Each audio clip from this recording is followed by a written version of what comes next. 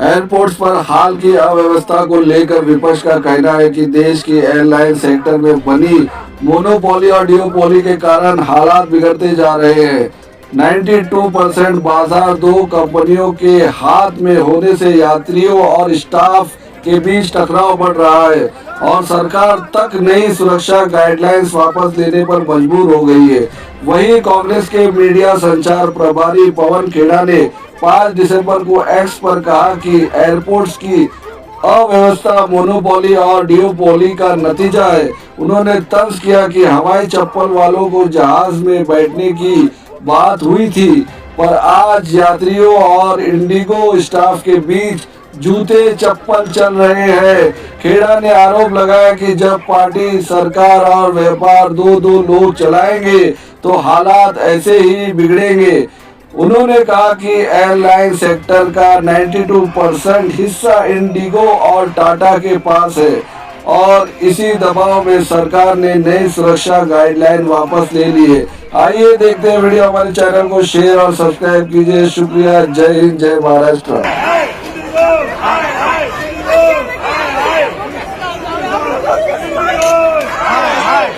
जिस देश में प्रधानमंत्री हर 3-4 महीने में एक नारा लाते हैं, उस देश में एक नारा चला कि हवाई चप्पल पहनने वाले लोग अब हवाई यात्रा कर सकते हैं। आज एयरपोर्ट्स पे जूते चप्पल चल रहे हैं, यात्री और एयरलाइंस के बीच में घमासान मचा हुआ है। ये स्थिति कैसे उत्पन्न हुई? मोनोपोलीज यानी कि एकाधिकार या डुओपोलीज यानी कि दो लोगों के हाथ में एक सेक्टर पूरा आपने दे दिया। इंडिगो और टाटा मिलकर इस देश के 92% एयर ट्रैफिक कंट्रोल करते हैं।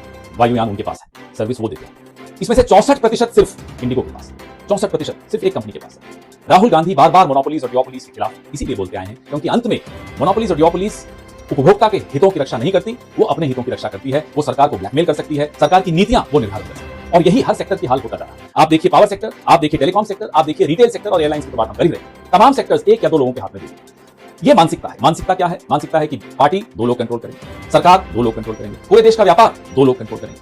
अंत में उसका लाभ उन्हीं 2 लोगों को मिलता है या सरकार में जो 2 लोग बैठे हैं उनको मिलता है। मुझे और आपको नहीं मिलता। नागरिक उड्डयन मंत्री कौन है ये मायने भी नहीं रखता, क्योंकि जो एक सरकारी एयरलाइंस थी वो आपने प्राइवेटाइज कर दी। हम उसके खिलाफ नहीं, आपने प्राइवेटाइज कर दिया, कोई बात। मोनोपोलीज तो मत होने दीजिए।